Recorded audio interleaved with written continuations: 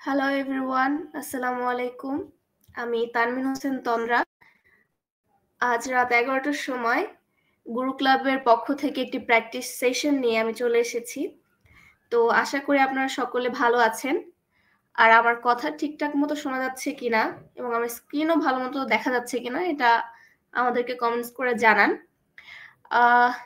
So আজকের যে practice সেশনটা রয়েছে এটা আমরা বাংলাদেশ বিষয়াবলীর উপরে করব। তো আমি কতগুলো কোশ্চেন দিব, সেগুলোর অ্যান্সার আপনারা কমেন্টে জানাবেন আমাকে। সেই হিসেবে আমরা টুকটাক একটু প্র্যাকটিস করব আর কি। আর এছাড়া গল্প হবে, আড্ডা হবে ইনশাল্লাহ। সো আজকের যে প্র্যাকটিস শোটা সেটা এখন শুরু করি আমরা। আর আপনারা যারা যেখানে আছেন আমাদেরকে কমেন্ট করে জানাতে পারেন কোত্থেকে যুক্ত হয়েছেন। আর পারলে আমাদের যে লাইভটা আছে এটা শেয়ার করেও দিতে পারেন। সো আজকে প্র্যাকটিস ওটা শুরু করছি। তো আপনাদের সকলের সামনে আমাদের যে প্রথম প্রশ্নটা সেটা দিচ্ছি। Here we go. তো বাংলাদেশ বিষয়াবলীর যে প্রথম প্রশ্নটা সেটা হচ্ছে, বাংলাদেশে প্রথম রেল লাইন চালু হয় কত সালে? 1850, 1862, 1875, 1890। সো আপনাদের কাছে যেটা সঠিক উত্তর মনে হয় সেটা আমাদের কমেন্টে জানাবেন। মামুন আশিক ভাই বলছেন যে ঢাকা থেকে জয়েন হচ্ছি। থ্যাংক ইউ সো মাচ ভাইয়া। আশা করি শেষ পর্যন্ত আমাদের সাথে যুক্ত থাকবেন। নাজমুল হাসান খান নাইম বলছেন 1853। ওকে ভাইয়া, 53, আই থিঙ্ক এটা 50। আচ্ছা ঠিক আছে, আমরা তাহলে অপশন এটা লক করছি। বাংলাদেশে প্রথম রেল লাইন চালু হয় 1853 সালে। দেখি আপনার উত্তরটি সঠিক কিনা। ও এক্সট্রিমলি সরি ভাইয়া, এটা সঠিক উত্তর 1862। আনিলা আক্তার আপু লিখেছেন 1853। সরি, হয়তো আমি ভুল দেখেছি। সো দেখি একটু আমরা ব্যাখ্যাটাও পড়ে নিই। 1862 সালে বাংলাদেশের দর্শনা থেকে জগতি পর্যন্ত 53.11 কিলোমিটার রেলপথ চালু হয়, যা ছিল প্রথম রেল লাইন। সো ইনশাল্লাহ আপনারা পরেরগুলোতে পারবেন, আমাদের সাথে থাকুন এবং পরবর্তী প্রশ্নগুলো অ্যান্সার করার ট্রাই করুন। নাজমুল হাসান খান নাইম ভাই বলছেন সরি, ইন্ডিয়াতে 1853। জি ভাইয়া, ইনশাল্লাহ নেক্সটটা পারবেন, আমাদের সাথেই থাকুন আপনি। মামুন আশিক ভাই বলছেন জানতাম না এই ইনফোটা। জি ভাই, আমিও জানতাম না। ওকে, দেখি নেক্সট কোশ্চেনটা দেখি আমাদের। বাংলাদেশের মহামান্য রাষ্ট্রপতির পদের মেয়াদ কত বছর? অপশনে 5 বছর, 4 বছর, 3 বছর নাকি 6 বছর? তো আপনারা যারা আমাদের সাথে যুক্ত আছেন আমাদেরকে ঝটপট কমেন্টে জানিয়ে দিন যে কোনটা সঠিক উত্তর হতে পারে। সো নাইম ভাই বলছেন যে 5 বছর। ওকে ভাইয়াটা তাহলে লক করে দেই নাকি আরেকটু ওয়েট করব? দেখি আর কে কে রিপ্লাই দেয় বা কমেন্ট করে। আচ্ছা, মামুন আশিক ভাই বলছেন 5 ইয়ার্স। ওকে, যেহেতু দুজন বলেছে তাহলে আমরা এটা লক করে দেখি। 5 বছরটা লক করে দেই। জি, একদম সঠিক উত্তর। বাংলাদেশ সংবিধানের 51 অনুচ্ছেদের বিধানাবলী সাপেক্ষে রাষ্ট্রপতি কার্যভার গ্রহণের তারিখ হতে 5 বৎসরের মেয়াদে তার পদে অধিষ্ঠিত থাকবেন। ওকে, তো যারা যারা 5 বলেছেন তাদের উত্তর সঠিক হয়েছে।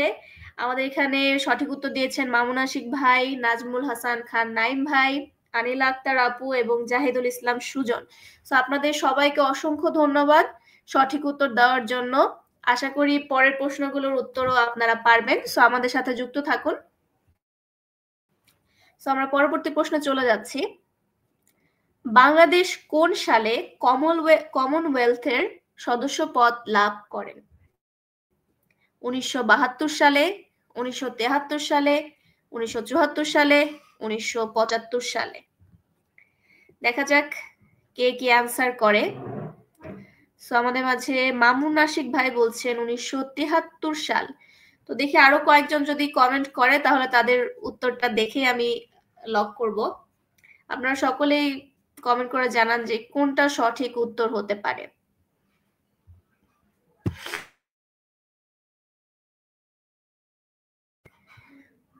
আপনারা ওকে। জাহিদুল ইসলাম সুজন ভাই বলছেন 1972 সাল।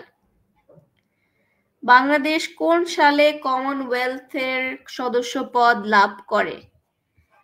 আরেকটা কমেন্ট এসেছে, নাজমুল হাসান খান নাইম ভাই বলছেন 72 সাল। সো যেহেতু এটা সংখ্যাগরিষ্ঠতা পেয়েছে, তাহলে আমরা অপশন এটাই সিলেক্ট করছি, 1972 সাল। দেখি এটা সঠিক উত্তর কিনা। জি, এটা সঠিক। আপনাদের সবাইকে অসংখ্য ধন্যবাদ। এবং মামুন আশিক ভাই, আপনিও কিন্তু যেহেতু একটু ভুল ধারণা ছিল, সেটা এখন সঠিক উত্তরটা জেনে গেলেন। ইনশাল্লাহ নেক্সট টাইম আর ভুল হবে না। আনিল আক্তার আপুও বলেছেন 1972। থ্যাংক ইউ সো মাচ, আপনার উত্তরটাও সঠিক হয়েছে। আমরা একটু ব্যাখ্যাটা পড়ি। বাংলাদেশ প্রথম আন্তর্জাতিক সংস্থা হিসেবে কমনওয়েলথের সদস্যপদ লাভ করে 1972 সালের 18 এপ্রিল। আর বাংলাদেশ হলো কমনওয়েলথের 32তম সদস্য। তো দুটো প্রশ্নই কিন্তু হচ্ছে অনেক ইম্পর্টেন্ট, একটা কততম সদস্য এবং কত সালে সদস্যপদ লাভ করেন। সো যারা যারা যারা সঠিক উত্তর দিয়েছেন তাদেরকে অসংখ্য ধন্যবাদ। আমরা পরবর্তী প্রশ্নে চলে যাচ্ছি। ওমর ফারুক জয় ভাই বলছেন অসাধারণ উপস্থাপনা, ধন্যবাদ। এরকম লাইভ আরো চাই ইনশাল্লাহ। আমরা প্রতিদিন এরকম আমাদের প্র্যাকটিস শো করি, আমাদের লাইভ কুইজ শো হয়। সো আজকে লাইভ কুইজ শোটা হয়নি, তো আমরা আজকে প্র্যাকটিস শোটা করছি। সো পরের প্রশ্নটা সবাই উত্তর দেওয়ার চেষ্টা করুন। বঙ্গবন্ধু কর্তৃক 6 দফা ঘোষিত হয় কবে? 22 ফেব্রুয়ারি 1969, 5 ফেব্রুয়ারি 1966, 3 জানুয়ারি 1968, নাকি 15 ফেব্রুয়ারি 1969? আপনাদের কাছে কোনটি সঠিক উত্তর মনে হচ্ছে আমাদেরকে জানিয়ে দিন। ওমর ফারুক জয় ভাই বলছেন খ, তার মানে 5 ফেব্রুয়ারি 1966। যে আমার কাছে এটাই মনে হচ্ছে। আর নাজমুল হাসান খান নাইম ভাই বলছেন 5 ফেব্রুয়ারি 1966। তো যেহেতু এটা বেশি ভোট পেলাম এবং আমার কাছেও মনে হচ্ছে এটা সঠিক উত্তর হতে পারে, তো আমরা এটাকে লক করে দেখি এটা সঠিক উত্তর কিনা।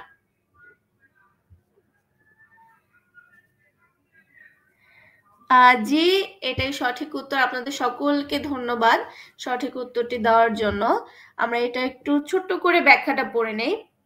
1966 সালের 5 ফেব্রুয়ারিতে লাহোরে পাকিস্তান সর্বদলীয় রাউন্ড টেবিল বৈঠকে বঙ্গবন্ধু 6 দফা কর্মসূচি উপস্থাপন করেন। তো বাকি যে ব্যাখ্যাটা আছে এগুলো আপনারা আরেকটা জিনিস বলে দেই, আমাদের কিন্তু প্রত্যেকটি প্রশ্নের সাথেই যতটুকু ব্যাখ্যা দরকার অ্যাপ্রোপ্রিয়েট, সেই ব্যাখ্যাটা কিন্তু এখানে দেওয়া আছে। আপনারা যদি আমাদের অ্যাপে গিয়ে আমাদের এই প্রশ্নের যে কুইজগুলো খেলেন, প্রত্যেকটা প্রশ্নের সাথেই কিন্তু আপনি ব্যাখ্যা পাবেন। সো প্রশ্নটা পড়ার পরে যদি আপনি সঠিক উত্তর দেন বা ভুল উত্তর দেন, সঠিক যে উত্তরটা আছে সেটার ব্যাখ্যা সহ কিন্তু পুরোপুরি আপনারা পড়তে পারবেন। সো এটা অনেক হেল্পফুল।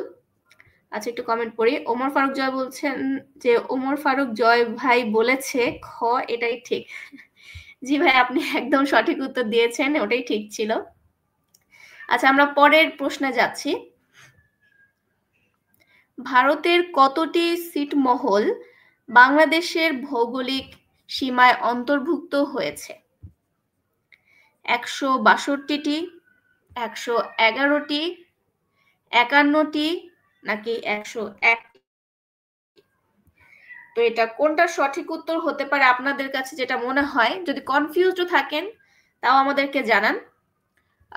মামুন আশিক ভাই বলেছেন 51টি, নাজমুল হাসান খান নাইম ভাই বলেছেন 111টি, ওমর ফারুক জয় ভাই বলেছেন 51টি। আচ্ছা, মামুন আশিক ভাই হয়তো অ্যান্সারটা চেঞ্জ করেছে, 111টি বলছেন। যেহেতু দুইজন 111টি বলছে, তাহলে আমি 111টি লক করে দেখি এটা আমাদের সঠিক উত্তর কিনা। নাকি আরো কেউ কমেন্ট করবে, আমাদেরকে জানাবে। ফারিয়া রহমান আপু বলেছেন যে খ, যে সঠিক উত্তর 111টি। আপনারা যারা যারা সঠিক উত্তর দিয়েছেন আপনাদের সকলকে অসংখ্য ধন্যবাদ। আমাদের এখানে অনেকেই সঠিক উত্তর দিয়েছেন। নাইম ভাই দিয়েছেন, মামুন আশিক ভাই, ফারিয়া রহমান আপু, আনিলা আক্তার আপু, সবাই সঠিক উত্তর দিয়েছেন। আচ্ছা, আমরা এটা একটু ব্যাখ্যাটা পড়ি। একটি স্বাধীন রাষ্ট্রের মূল ভূখণ্ডের অভ্যন্তরে বিচ্ছিন্ন অবস্থায় অন্য কোনো স্বাধীন রাষ্ট্রের এলাকা অন্তর্ভুক্ত থাকলে তাকে ছিটমহল বলা হয়। ২০১৫ সালের ১ আগস্টের পূর্বে ভারত ও বাংলাদেশের অভ্যন্তরে দুদেশেরই ১৬২টি ছিটমহল ছিল, যার মধ্যে বাংলাদেশের অভ্যন্তরে ভারতের ছিল ১১১টি এবং ভারতের অভ্যন্তরে বাংলাদেশের ছিল ৫১টি ছিটমহল। সো উমর ফারুক ভাই যেটা উত্তর দিয়েছে সেটা আসলে ভারতের অভ্যন্তরে বাংলাদেশের ৫১টি ছিল। সো ইনশাআল্লাহ ভাইয়া আর নেক্সট টাইম ভুল করবে না। এখান থেকে সঠিক উত্তরটা জেনে নিল। তো সাথে, সাথে আমরা পরের প্রশ্নে চলে যাচ্ছি। আচ্ছা, পরের প্রশ্নটা হচ্ছে বিশ্বের প্রথম ক্রিকেটার হিসেবে অভিষেক ম্যাচে হ্যাট্রিক করার বিরল রেকর্ড অর্জনকারী বাংলাদেশি ক্রিকেটারের নাম কি? সৌম্য সরকার, সাব্বির আহমেদ, তাইজুল ইসলাম, সাকিব আল হাসান। সেখানে আমাদের সাথে অনেক ভাইয়ারা যুক্ত আছেন, হয়তো সবাই ক্রিকেট খেলা দেখে, সেটার উত্তর হয়তো জানার কথা। উমর ফারুক জয় ভাই বলেছেন তাইজুল, আর নাইম ভাই বলেছেন তাইজুল। দেখি আরো কে কে উত্তর দেয়, আমরা একটু অপেক্ষা করি কে কি উত্তর দেয়, সবার জন্য একটু ওয়েট করি। ক্রিকেট খেলা যে শুধু ভাইয়ারা দেখে তা না, আপুরাও দেখেন, তো সবাই উত্তর করতে পারবেন। আচ্ছা, ওমর ফারুক জয় ভাই বলছেন সৌম্য আর সাব্বির তো বোলারই না। আচ্ছা, মামুন আশিক ভাই বলছেন তাইজুল। ওকে, যেহেতু বেশিরভাগ উত্তরই আমরা তাইজুল পাচ্ছি এবং আমার কাছেও মনে হচ্ছে তাই, সো আমরা আচ্ছা, আনিলা আক্তার আপু বলছেন সৌম্য সরকার। আচ্ছা, ওমর ফারুক জয় ভাই বলছেন আপুরা সবাই বলেন তাইজুল। আচ্ছা, যেহেতু ভাইয়া বলছেন তার মানে হয়তো সে কনফিডেন্ট তার অ্যান্সারটা নিয়ে, তাহলে আমরা উত্তরটা তাইজুল ইসলামই দেই, লক করি, দেখি এটা সঠিক উত্তর হয় কিনা। জি, এটা সঠিক উত্তর। আপনাদের সকলকে অসংখ্য ধন্যবাদ সঠিক উত্তর দেওয়ার জন্য। আর আপুরা যারা আছেন তারাও এখন জেনে নিলেন যে এটা সঠিক উত্তর তাইজুল ইসলাম। আমরা ছোট করে একটু ব্যাখ্যাটা পড়ি। ২০১৪ সালে প্রথম বাংলাদেশি বোলার তাইজুল ইসলাম জিম্বাবুয়ের বিপক্ষে অভিষেক ওয়ানডে ম্যাচে হ্যাট্রিক করেন। বিশ্বের ৫ জন খেলোয়াড় ছিলেন অভিষেক ম্যাচে বল হাতে নিয়ে এই বিশ্বের কৃতিত্ব অর্জন করেন, যেটা খুবই প্রাউডের একটা ব্যাপার।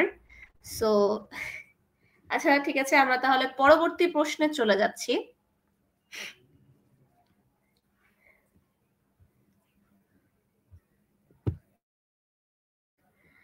আমাদের পরবর্তী প্রশ্নটি হচ্ছে বাংলাদেশের অন্যতম প্রধান রপ্তানি কৃষি পণ্য কোনটি?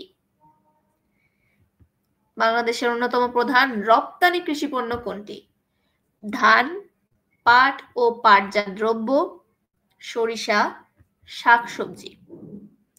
সো অলরেডি আমাদের অনেকেই উত্তর দিয়ে ফেলেছেন। ওমর ফারুক জয় ভাই বলছেন খ, মানে পাট ও পাটজাত দ্রব্য। নাজমুল হাসান খান নাইম ভাইও বলছেন পাট।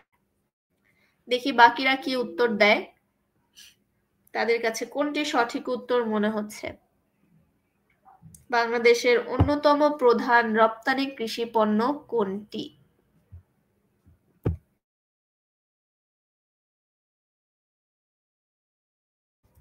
যারা যারা আমাদের সাথে লাইভে যুক্ত আছেন তারা কমেন্ট করে জানান আমাদের যে কোনটা সঠিক উত্তর হবে। আচ্ছা, যেহেতু তারা দুজনে খ বলেছে, মানে পাট বলেছে, পাট ও পাটজাত দ্রব্য, তাহলে আমরা এটা লক করে দেখি কোনটি সঠিক উত্তর। জি, এটাই সঠিক উত্তর। আপনারা দুজনেই সঠিক উত্তর দিয়েছেন, পাট ও পাটজাত দ্রব্য। আনিল আক্তার আপু বলেছেন পাট। জি, আপনিও সঠিক উত্তর দিয়েছেন আপু। বাংলাদেশের অন্যতম প্রধান রপ্তানি কৃষি পণ্য হচ্ছে পাট ও পাটজাত দ্রব্য।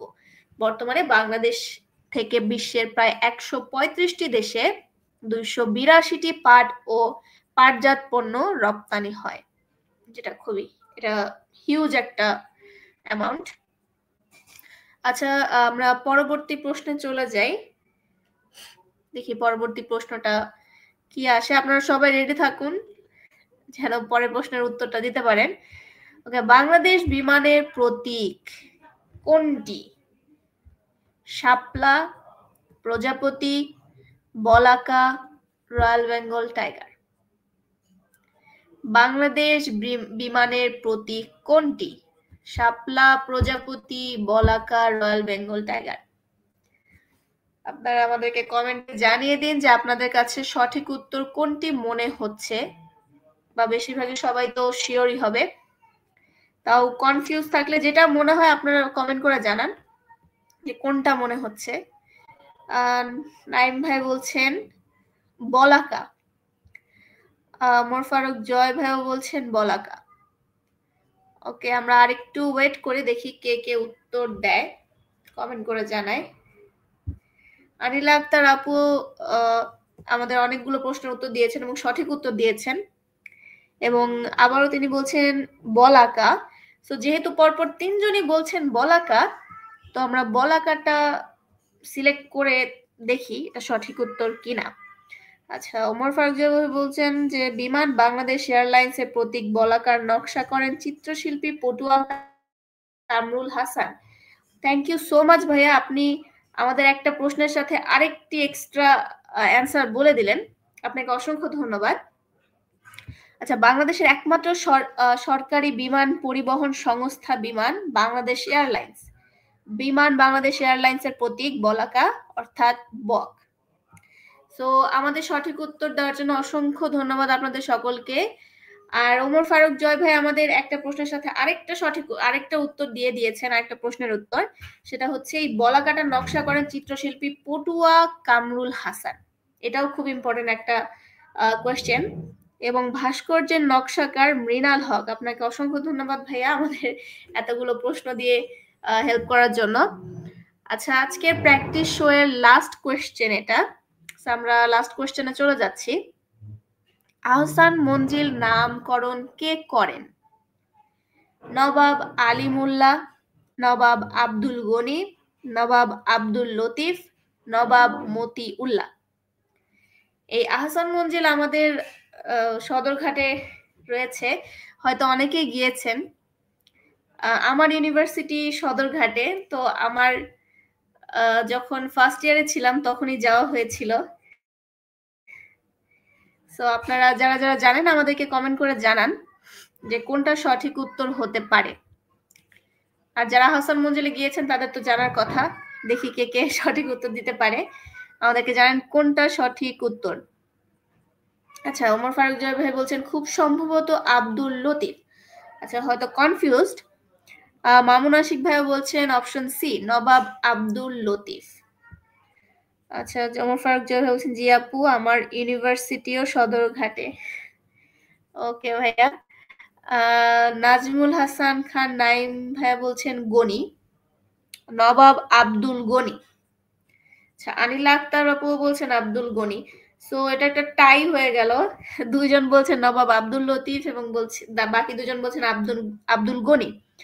আমারও আব্দুল গনি মনে হচ্ছে কেন জানি। দেখি তাহলে নবাব আব্দুল গনিটা লক করে দেখি, যেহেতু আমাদের আজকে প্র্যাকটিসের লাস্ট কোয়েশ্চেন। দেখি কে কে সঠিক উত্তর দিল।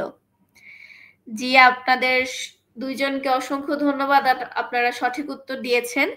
এটার উত্তর হবে নবাব আব্দুল গনি। 1859 সালে আহসান মঞ্জিলের নির্মাণ কাজ শুরু হয়ে 1872 সালে সমাপ্ত হয়। আব্দুল গনি তার পুত্র খাজা আহসানুল্লাহর নাম অনুসারে ভবনের নামকরণ করেন আহসান মঞ্জিল। সো আপনাদের যারা যারা আমাদের প্রথম থেকেই যুক্ত ছিলেন আমাদের সাথে, তাদের সকলকে আমি অসংখ্য ধন্যবাদ জানাচ্ছি।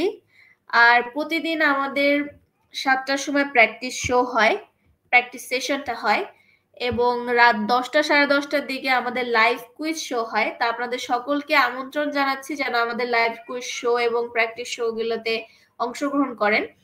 এছাড়াও আমাদের কিছু কন্টেন্ট রয়েছে, কন্টেন্ট গুলো আপনারা দেখতে পারেন, যে ডেইলি আপনারা ভোকাবুলারি শিখতে পারেন ফ্রিতে, এবং এখানে যে ডেইলি নিউজের উপর কন্টেন্ট রয়েছে বিভিন্ন, এগুলো আপনারা দেখে যে কোনো জায়গায় বসে, ফোন তো সবসময় হাতেই থাকে অলমোস্ট আমাদের, আপনারা যে কোনো স্থানে বসে এইগুলো পড়তে পারেন, টুকটাক জ্ঞান অর্জন করতে পারেন, বা এমনিতেই ভালো লাগছে না, যাই একটু ঘুরে আসি, পড়ি। সো আমাদের অ্যাপ থেকে আপনারা ফ্রিতে এগুলো সবকিছুই পেতে পারেন।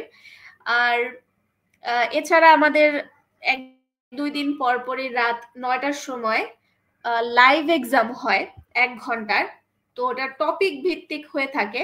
তো আপনারা যদি হার্টস কিনে থাকেন বা ফ্রিতে অনেকভাবে আমাদের হার্টস পেতে পারেন, তো সেগুলো থেকে অংশগ্রহণ করতে পারেন আমাদের লাইভ এক্সামগুলোতে। সেটা খুবই কম্পিটিটিভ হয়, কারণ একটা প্ল্যাটফর্মে যখন অনেক মানুষ একসাথে পরীক্ষা দিচ্ছে, তখন আসলে নিজেকে যাচাই করা যায় যে আমি আসলে কোন ফেজে আছি, আমার কতটুকু পড়া দরকার, কতটুকু কি করা উচিত, সেটা বোঝা যায়। তো আপনাদের সকলকে আমি আমন্ত্রণ জানাবো যেন আমাদের পেজ বলেন, আমাদের যে অ্যাপটা রয়েছে সেটা ঘুরে দেখতে এবং এই পরীক্ষাগুলো অ্যাটেন্ড করতে বলবো। আর যদি রাত 10:30টার সময় আমাদের লাইভ কুইজ শোতে অংশগ্রহণ করতে চান, তাহলে আমাদেরকে মেসেজে জানাতে পারেন যে আমি অংশগ্রহণ করতে চাই, তাহলে আপনাদেরকে আমরা লিঙ্ক পাঠিয়ে দিব, সেভাবে অংশগ্রহণ করতে পারবেন। এবং সেখানে যদি বিজয়ী হতে পারেন, তাহলে আপনি আরো হার্টস জিতে নিতে পারবেন, যেটাতে আরো বেশি বেশি পরীক্ষা দিতে পারবেন আমাদের। সো আজকের যে প্র্যাকটিস সেশনটা ছিল আজকে এখানেই শেষ করছি। সো আসসালামু আলাইকুম সবাইকে, সবাই ভালো থাকবেন। আল্লাহ হাফিজ।